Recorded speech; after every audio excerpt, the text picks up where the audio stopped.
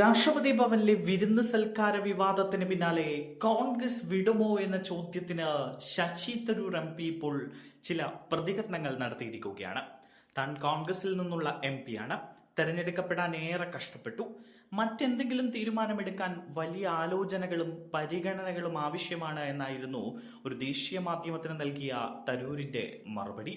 Russian president പുടിനുമായുള്ള വിരുന്ന് സൽക്കാര വിവാദത്തിലും തരൂർ പ്രതികരിച്ചു. വിരുന്നിനെ ഗംഭീരമെന്ന് വിശേഷിപ്പിച്ച തരൂർ മല്ലികാർജുൻ ഖാർഗെയെയും രാഹുൽ ഗാന്ധിയും ക്ഷണിക്കാത്തത് എന്തുകൊണ്ടാണ് എന്ന് തനിക്ക് അറിയില്ല എന്നും പറഞ്ഞു. എം പി ആയി താൻ ചെയ്യേണ്ട കടമകൾക്കും പ്രവർത്തനങ്ങൾക്കും ഈ വിരുന്നുമായി യാതൊരു ബന്ധമില്ല എന്നും അവ തീർത്തും വ്യത്യസ്തമായ ഒരു കാര്യമാണ് എന്നും തരൂർ പറഞ്ഞു. വിരുന്നു സൽക്കാരത്തിലേക്ക് തനിക്ക് ക്ഷണം ലഭിച്ചതിനെ വലിയ ആദരവായാണ് കാണുന്നത് എന്നാണ് തരൂർ പറഞ്ഞത്. ഒരുപാട് കാലത്തിന് ശേഷം രാഷ്ട്രപതി ഭവനിലേക്ക് തിരിച്ചെത്തുകയാണ്. കുറച്ചു കാലമായി അവർക്ക് വേറെ മനോഭാവമാണ് ഉണ്ടായിരുന്നത്.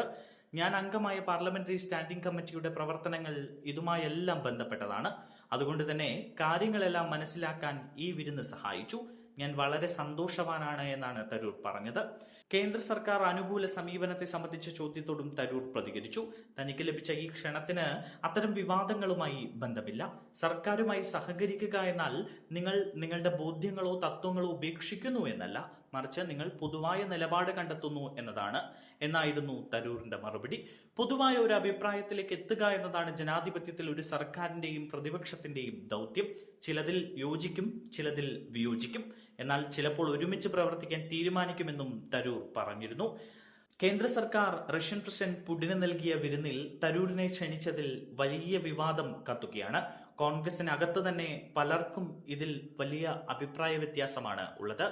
കോൺഗ്രസ് പാർട്ടിയുമായി യാതൊരു ആലോചനയും നടത്താതെയാണ് തരൂർ വിരുന്നിൽ പങ്കെടുത്തത് എന്നാണ് വിമർശനം. മാത്രമല്ല, മല്ലികാർജുൻ ഖാർഗെയെയും രാഹുൽ ഗാന്ധിയെയും ക്ഷണിക്കാത്ത വിരുന്നിലേക്ക് തരൂർ പോയതിൽ കോൺഗ്രസ് പ്രവർത്തകർക്കടക്കം വലിയ വിമർശനമുണ്ട്.